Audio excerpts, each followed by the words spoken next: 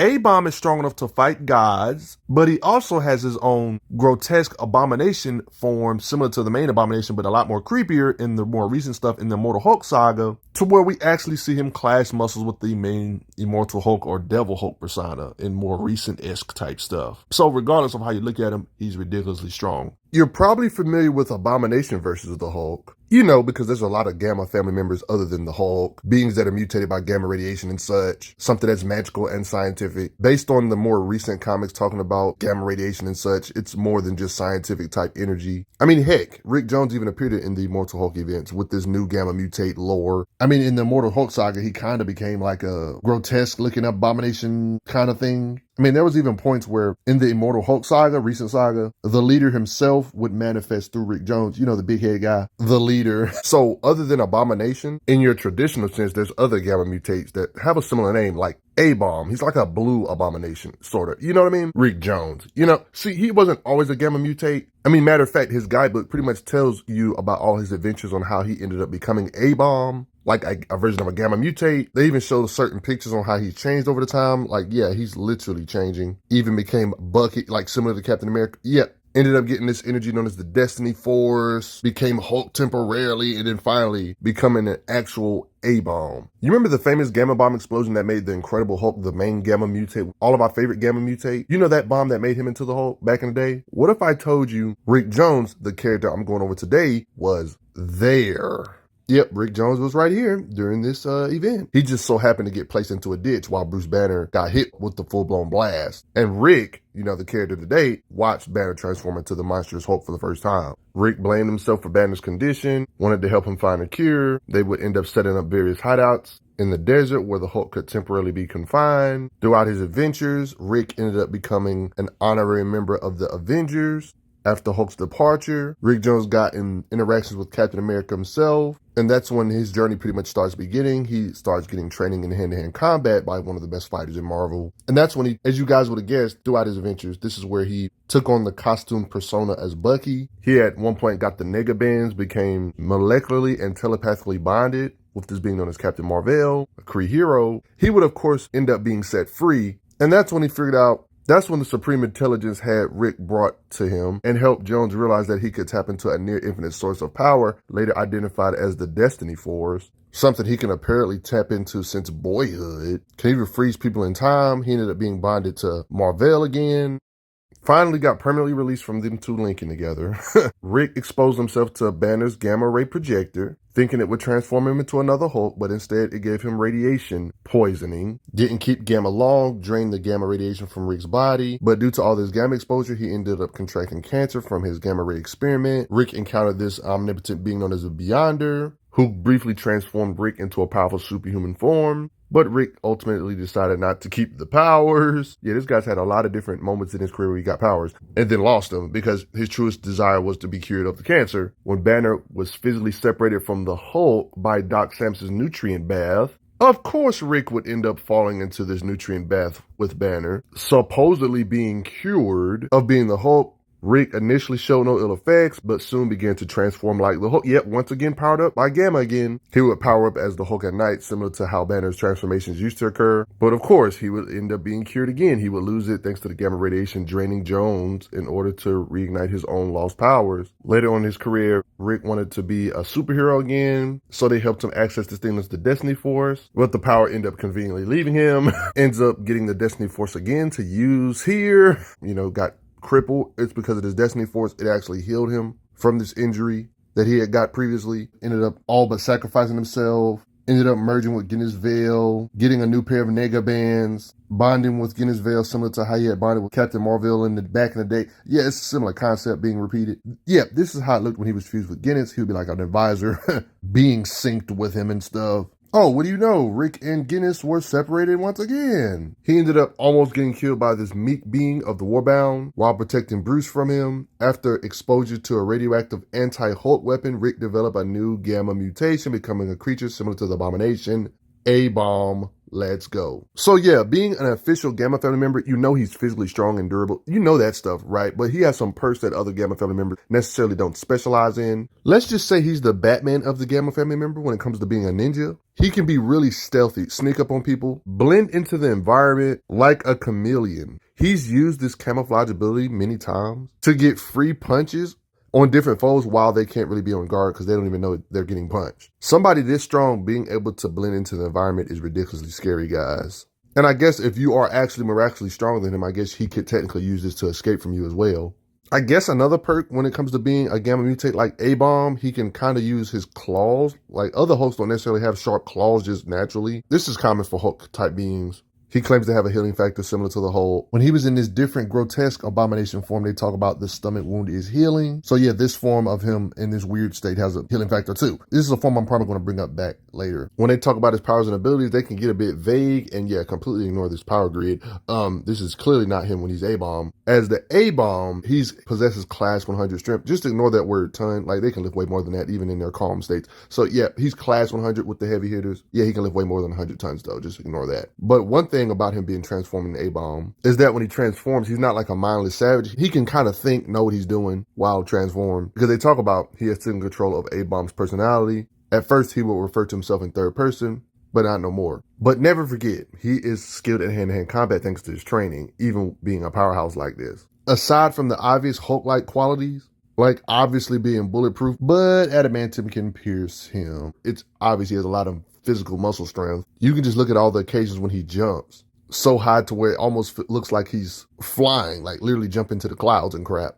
It's straight up stated he can jump 20 miles. So stuff like this can already give you an idea of his muscle strength. Any piece of environment near him, he would use it as a weapon, like a street light. He has the muscle to rip out the ground. He's a Gamma mutate, so he's never been a fan of doors. Size seems to not matter. Even if they're robot replicas of things, he can rip their limbs off with his raw muscle. Armored robotic battlesuit type stuff try to restrain him. He has the muscle to break these arms. Lifting train cars. Based on how big this chunk of stone is, it looks like this has to weigh at least 10 tons or whatever. Like, look how big it is compared to his own body. He can swing it around with ease and use it as a weapon. I mean, he's so strong. They use weapons that are supposed to be super heavy, but they use them like they're light. Like these, they're using them like a sword fight. Like these things are not light and they're using them like they're swords and crap. Like, make this make sense.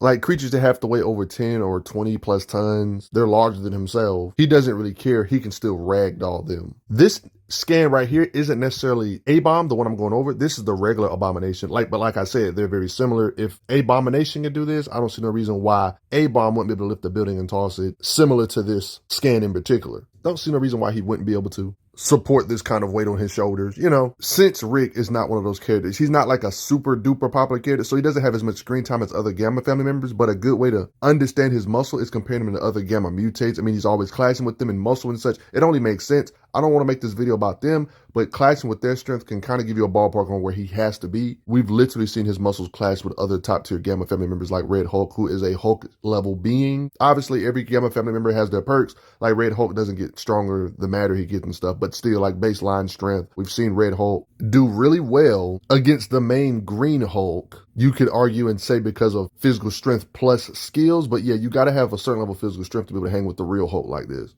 I think we all would agree with that, right? So like, even if you want to say Green Hulk is stronger than A-Bomb, that's fine. He is the main Hulk, but like, he's got to be somewhere in their ballpark. Like, lower end feats that Green Hulk can do should kind of apply for A-Bomb because their muscles got to be similar. I mean, look who he's fighting, Red Hulk. We've seen A-Bomb clash muscles with Red Hulk. It just makes sense. Like, I would make a good argument to say if A-Bomb was in the same situation or Red Hulk, the same situation that required them to hold up 150 billion tons, I would say if A-Bomb was in this situation, Rick Jones, he would also be able to support a whole mountain above his head, just like how that Hulk could. A-Bomb having the muscle to lift 150 billion tons. You know, that's classic Marvel powerhouse stuff. This is just a good example of the standard stuff for Gamma family members. Like the main Hulk, Professor Hulk, talks about how he can juggle the 5 outer planets. He talks about this stuff casually. I mean, it's not just statements like this. I mean, you got occasions where characters talk about they're putting the weight of a star on him, so it kind of adds up. That'll be like putting hundreds of thousands of Earths on your back, basically. I mean, you can kind of see Green Hulk and A-Bomb's muscles clash. In this particular angle, it looked like he was pushing him downward to show his muscles up there with Green Hulk. So yeah, he should be able to lift similar weight to what Green Hulk can lift. at least in his baseline state. So when it comes to like A-bomb, like powerhouses that are similar to them, even if he's lower, he should be in this planetoid lifting type of strength too by default. I would even go as far as saying he can lift planets like that weight of Earth, or even one could argue planets that make Earth look like a joke, like Jupiter, even the larger planets. Like he's way over planet lifting strength. I mean, here's the thing. When it comes to Hulk type characters, their raw muscle has a lot to do with why they can hit hard. A-bomb, it's stated in his bio, is stated to be very similar to the normal Abomination, powers and look. Like with all this muscle, this kind of gives you an idea that by default, A-bomb should be able to hit really hard. Like for example, him doing a thunderclap, smacking his hands together, he can make a big shockwave. The weight of his hits can make beings fly through trees. We've seen the weight of his hits punch trolls and make them sleepy. I would say punching hard enough to mess up these starships proves his punches can easily blow away buildings. I mean, shoot, the collateral of him just hitting can accidentally mess up buildings. Yeah, so you don't want to be in the epicenter of those punches from A-bomb. I mean, there's literally creatures that are building sized. This creature, sea monster, this kind of easily proves he could bust up buildings if he wanted to. Like he's literally punching these sea monsters despite the size difference. Pretty much embarrasses this big creature with his punches and strikes. Knight. Yeah, this creature was pretty massive. Yeah, that's serious weight behind those punches. He's been hit by actual gods, like Ares, the god of war, and even punch him, affect him, might I add, like standard Hulk stuff. When he's punching and striking other powerful beings, you can kind of get an idea of his strength by what he has to withstand too. He's been hit so hard to where he was taking the equivalent force of something that was producing seismic activity of a 9. Well, actually, are at earthquake seismic level 10. Keep in mind that the highest magnitude earthquake is level 9.5 and he's withstanding hits that are producing magnitude 10. You know, standard Hulk stuff, like his durability implies it, like just to keep that in mind. I mean, he's casually taking strikes that can pretty much sink an island, withstand strikes that are way worse than your average nuclear bomb, you know, stuff like that. Whether we're talking about strikes or just straight up biting, he can damage the Gamma family members like Red Hulk and such. I mean, just quick food for thought real quick. A-bomb has to be strong because if his strength is similar to the regular Abomination, Blonsky has punches that have so much weight behind them, they can actually knock out a version of Hulk, like Grey Hulk. You probably think, oh, it's the weakest Hulk. Grey Hulk is one of the weakest personalities, but weakest personality doesn't necessarily mean weak. Personalities like Grey Hulk can still do stuff like punching apart an asteroid 2 times the size of Earth. Yeah, they're planet busters, easily way over it. And these are older comics. I would make an argument that the Gamma family members compared to back then are probably even better now, if we're being honest. Like the guidebook said, if he's anything like Abomination, the regular one, I don't see why A-bomb, who's very similar to him, I don't see why he wouldn't be able to punch this hard too. Similar strength, similar powers, same concept. I would even go as far as saying it's a no-brainer when it comes to smaller planets like Earth. He would be able to punch apart these smaller planetoids. You know, if weaker Hulk Gamma family members could punch apart asteroid 2 times the size of Earth. It's kind of one of those Dragon Ball Z situations where so many characters, even the lower tiers, can destroy planets. It's kind of like that for the Gamma family members. Like pretty much every Gamma family member, even the lower tiers, can technically punch with the weight with enough force to destroy or split a planet in half. It's like so common when it comes to powerhouses in Marvel. Most of their feats are way above this anyway, based on the beings they fight. It just adds up. So for A-bomb, he's fighting Hulks this much. I don't see no reason why he wouldn't be able to do this. I mean, we literally seen Rick Jones fight the real Abomination, that same one that can knock out Grey Hulk, that one that could destroy something 2 times the size of Earth. So yeah, imagining a Gamma family member not having the raw punching power to destroy a planet just sounds foreign to me. It's the same concept with things that are even way larger than Earth. You know, I don't see no reason why the weight of his hits wouldn't be able to tremble these type of structures. Same concept like Hulks can do. I don't want to have to run down everything these powerhouses in Marvel does, but like we literally see him punch Ares, Blood, punches Red Hulk. The weight of his strikes kicks Red Hulk. He boxed it out with She-Hulk and Lyra, 2 Gamma family members at the same time. Yeah, that was an illusion that made them look like there was 2 different fish monsters. Yeah, but these are really She-Hulk and Lyra. She-Hulk is another Gamma family member that's pretty strong. The weight of his hits can send them flying with his shockwaves and just punching them, withstanding hits from them. He did a decent job at fighting both of these for a little while. He got a little drowsy, but it does seem like he stayed conscious though against these beings hitting him. There's even moments where he would get the upper hand over Red Hulk. Do I really have to explain deeply why matching Red Hulk is impressive? He can do this to Silver Surfer tiers, but he was able to pull up the cosmic beings apparently, like the Watcher, and punch him out? This is absolutely ludicrous when you think about the Watcher, on how he's always in the same picture when cosmic beings are talked about or brought up. You always see like a Watcher next to him.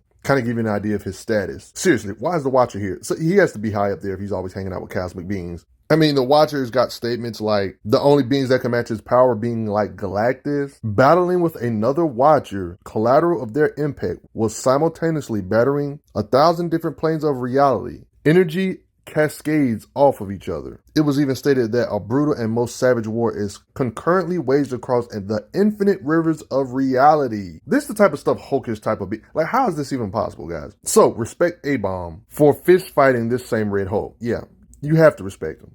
There's like these super armors you see punch Red Hulk and you see like a little bit of blood. I don't like taking blood drawing feats too seriously, but in this context, it makes sense. But since you got an idea of that armor, yeah, A-Bomb, the weight of his punches can mess up this ridiculously powerful armor, dismantling this armor with his incredibly powerful punches. Similar to the regular Abomination, Emo Blonsky, like right here, this is Emo Blonsky, for example, like the regular Abomination. He's always given the Green Hulk or regular Hulk a run for the money and punching power and just strength, brute power in different comics and occasions. Consistently, whether it's the real Hulk, She-Hulk, it doesn't seem to really matter. And A-Bomb seems to be able to give the real Abomination issues. I think this stuff should kind of apply for A-Bomb too. He's been hit by Sasquatch, Hulk's son Scar, just plenty of Hulk encounters. I mean, after all, we've seen Hulk in the past punch the mess out of beings like Gladiator, who's extremely durable. I'm talking about a being durable enough to where his hands can collapse stars, wrestle planets out of their orbit, rip apart black holes. Like, apparently his hands is durable enough to withstand the pressures of black holes and rip them apart. Like, how the heck do you rip apart a black hole? Like, these are the type of beings that Hulk-ish Gamma family members are always punching and damaging. A-Bomb being similar would imply similar to the Hulk. His punches should feel worse than black holes, if we're being honest. The weight of his hits should at least feel worse than black holes. I mean, the regular Abomination can damage Silver Surfer tier beings. You know, Silver Surfer's always like withstanding supernova explosions. Silver Surfer's the same being that can produce so much raw energy that his blast radius can be as wide as an entire galaxy, like the Andromeda Galaxy. Like, this is standard powerhouse stuff. Like, yeah, Silver Surfer talked about he could destroy a galaxy if his power is mishandled. Abomination, the regular one, and the A-Bomb, this should kind of make them even more impressive by default being a powerhouse in Marvel. It would be like the weight of A-Bomb's fist would feel like a whole galaxy exploding in your face or a whole galaxy falling on your face, either or. Because we both know the Hulk in the past and Silver Surfer has had decent scuffles where the weight of Hulk's punches can affect beings like Silver Surfer. Don't get it twisted. Silver Surfer has got some wins on Hulk type characters too. For example, here, not flinching from She-Hulk, but when you realize A-Bomb has gotten slugfest with the real Green Hulk, you can kind of assume that he's got to be somewhere in that ballpark. You know, obviously I would give Green Hulk the advantage. He's the man, the myth, the legend, of course, but there's a whole bunch of reasons for why the Green Hulk's the best because, you know, his rage increase factor, stuff like that. Like, but he's got to be somewhere in the ballpark of one could argue a baseline Green Hulk, which is still way above planet shattering levels still. These two get like an aggressive, serious type fight. He even punched him so hard, he even busts Green Hulk's nose. So while I wouldn't necessarily say A-Bomb's like a Skyfather tier, like I would say he's a high-end powerhouse of Marvel still. You know what I'm saying? Because current Hulk is kind of crazy.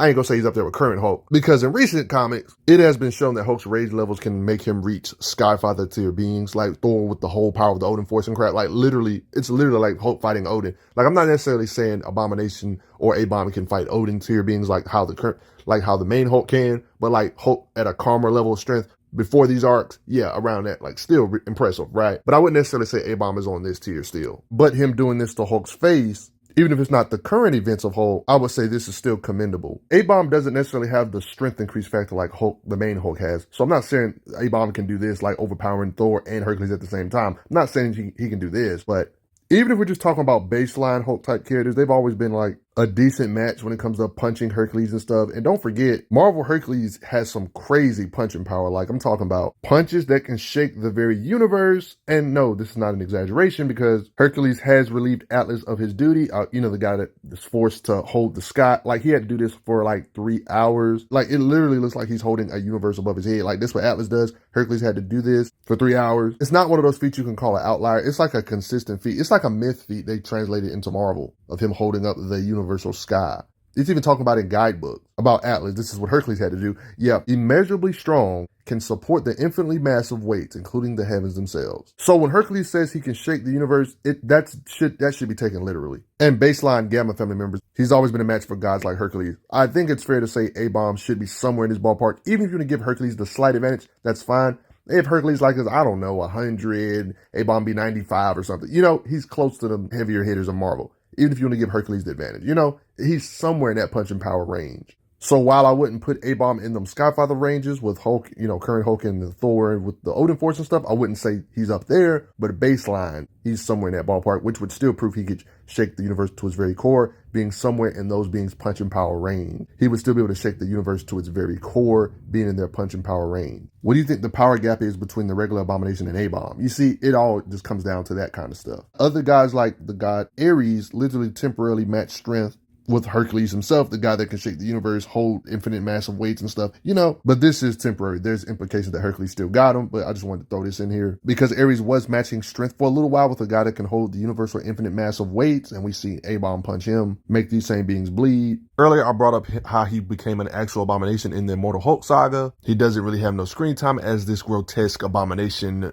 knockoff kind of crap. Devil Hulk, or one could say they dub him Immortal or Devil Hulk, whatever you want to call him. Rick Jones was here. I guess you can kind of technically say he's up there with some of the current power levels if you want to go off of this, because he did get in like a little scuffle with Devil Hulk, and his strikes could, I guess, damage him. Matter of fact, their muscles even clashed. Yeah, this is some horror movie stuff. How strong do you think he was like this? And it makes you wonder, how strong was he when he was actually temporarily Green Hulk? I mean, yeah, this is Rick. He looks exactly like Green Hulk. He was probably completely equal to Hulk right here. You know what I mean? Or close to it. Right. But yeah, not counting occasions like this, but counting the more recent stuff for Rick Jones, when he was like this, you could argue he's stronger than the normal A-Bomb we usually see him in, like the bluish A-Bomb. It wouldn't really change much. It would just be like, yeah, he's just like the Hulk tier beings, being able to shake the universe like Hercules and them in this state. If you want to compare him to Hercules like this, in this Abomination, weird, grotesque state.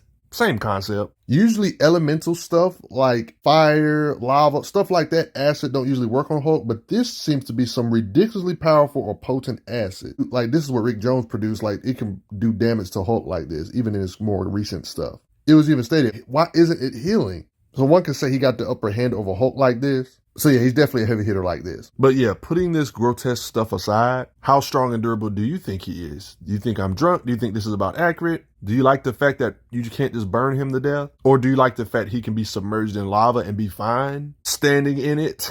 Like, he's not the strongest Gamma family member or mutate, but he's still pretty decent in the food chain. Some of the other Gamma family stuff should apply to him. Like, one could say he's an avatar or a construct of the one below all or one above all because of the new Immortal Hulk lore. Pretty much says Gamma members are more than just scientific beings. I guess this kind of stuff that applied to Hulk kind of applies to Rick, since he's a Gamma mutate type being too, I guess. They describe Gamma, I guess this would apply for Rick. They say it's an emanation, the emanation of the divine. And they even talk about it here in the new lore. Oh, I thought it was science. No, it's not just science. It's a magical, they compare it more to a magical spell. So I guess this kind of stuff would apply for Rick too. Like, yeah, it's Rick right here. Yeah, due to the reveal of Gamma being science and also magic. But I want to hear your thoughts. Rick also believes you should hit that like button real fast. It would really help out a lot. Thanks for the donations, everybody. Respect Rick Jones's might. I'm glad you are enjoying your time on the channel. Make sure you check out the playlist on the channel to see other How Strong videos. If you like what this channel is offering, make sure you hit that subscribe button, and I will see you guys later.